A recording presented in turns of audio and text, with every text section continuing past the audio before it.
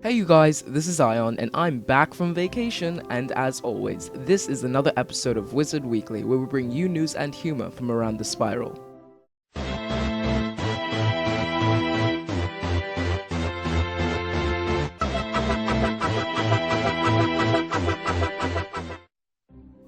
Talk about coming back with a bang, because do I have some news for you. The Aquila side zone has been released to the test realm to all members and all of those who have purchased crowns worth $6 or more in the past 30 days. If you are level 30 or higher, go head over to the Mist School and talk to Cyrus Drake for a special assignment that will have you dueling it up with the immortals. Aquila includes 3 tough dungeons for those who are level 30 or higher, level 70 or higher, or level 90. Farm these dungeons for epic loot, and don't forget to explore the crypts of each of these dungeons to find a hidden boss with extra special loot. With this new content, a whole line of advanced minions have arrived as well. If you're level 75 or above, go speak to Halston Balestrom for a quest to receive your very own new minion. You don't know who you'll bump into. Have valuable gear or precious keepsakes inside of your bag you don't want to mistakenly trash? The new lock feature on your bag might do the trick. With this new feature, you can lock any item in your bag so that you can keep them from being sold, trashed, or fed to your pet, or any other way that you could possibly remove items, except deleting your wizards. Don't delete your wizards with valuable items. The third big feature that has sprung up in the test realm is the ability to temporarily rename your deck. You can change the name of your deck into your own personalized name from a selection of preset names in the Name Your Deck option. With so many choices to choose from, the possibilities are endless. Wow, this is starting to sound like an infomercial. Those and several other updates have been added to the test realm, such as silver chest additions, spell lighting fixes, a new boss in Dragonspire that drops all the lore spells. You heard me right, a brand new lore master boss has made her way into the Dragonspire library, and she sure brought her smarts with her. This tough boss drops all of the lore spells ever released, plus a new balance spell that will catch some wizards' eyes. Get your newly named decks out, because it's time to farm the spells out of this person. Aside from all of this newfangled test realm news, Kinsisle had a special guest recently. The people at the Make-A-Wish Foundation set up a meeting with Kinsisle to have young Wizard101 player Ryan take a tour around Kinsisle Studios for his wish. Ryan suffers from a very bad illness that has affected his life drastically, and he says playing Wizard101 helps him escape from the harsh reality of his sickness. Ryan was given a wish and more. If you would like to know more about Ryan's visit to Kinsisle, check out the link to Kinsisle's blog in the description below. Haven't gotten the Dino Bundle already? Well, now is your chance. The Dino Bundle is now available for online purchasing on Wizard101.com. Purchase this bundle for $39 and get ready to walk the dinosaur.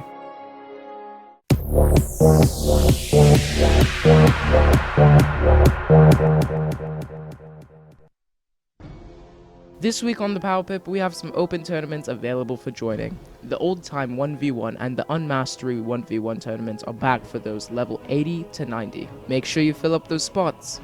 In other news, the free tournament 1v1 and the no rules tournament 2v2 have both approached their final rounds. Keep an eye on PvP Central for dates and other Central tournament news.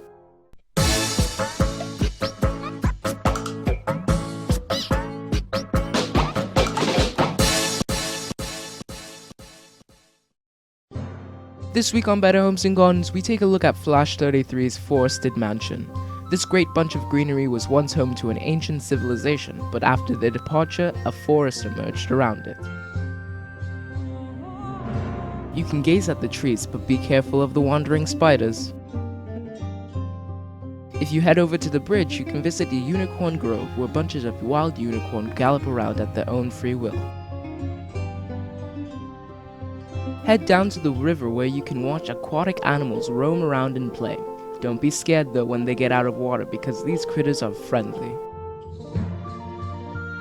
You can go to Seth's secluded part of the home, where he practices his spells at a safe distance from the forestry, keeping the wildlife safe.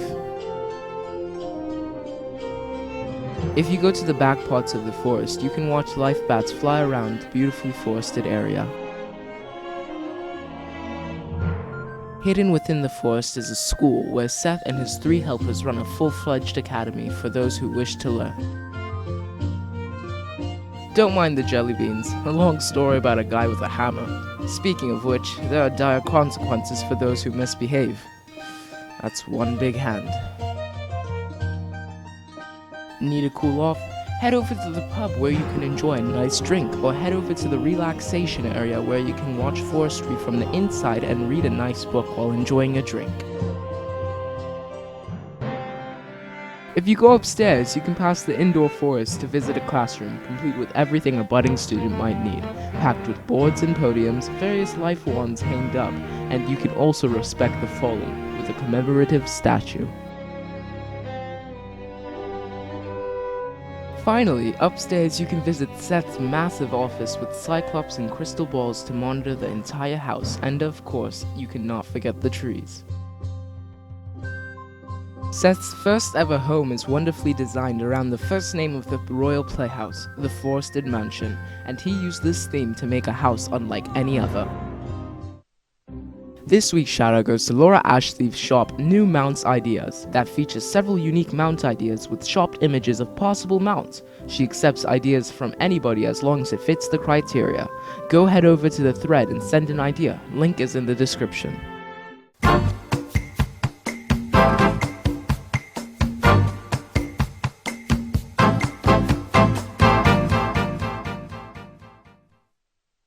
We have some good questions this week, so let's get a move on. Our first question comes from ADV Tech, who asks if Crown's Gear should be removed from PvP.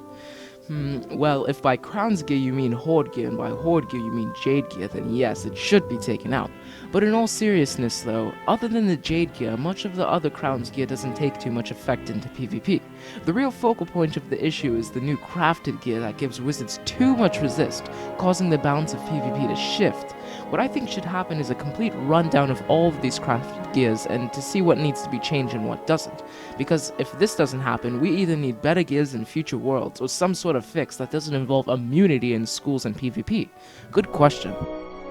Our next question comes from Sparkle Fountain, who asks if we will defeat Morganth in the next world. Well, the climax is starting to reach its endpoint with the drastic end to Azteca, but something tells me we are either going to finish this storyline or there will be a whole bunch of other things to do. Kinsisle has done a pretty good job at keeping spoilers at bay from the community in Wizard101, unlike the Pyro 101 message boards where spoilers are ever so slightly being leaked to the community to get attention, so the only thing that we can do is wait. Nice question. Our final question comes from Silverglade, who asks what we could expect after Morganth's downfall. I've been wondering about this too, but I've read a thread by Johnny who has speculated that we will be graduating from Ravenwood to go to an even more advanced school of wizardry. This would be epic, considering how the Ravenwood theme is starting to get a little bit too old after some couple of years. To be honest though, this is a blank canvas after Morganth, so we may never know for sure until it actually happens. Good question. Well, that's it for this week. Thanks so much for tuning in, and I hope to see you guys in 2 weeks for another episode of Wizard Weekly. See you guys later.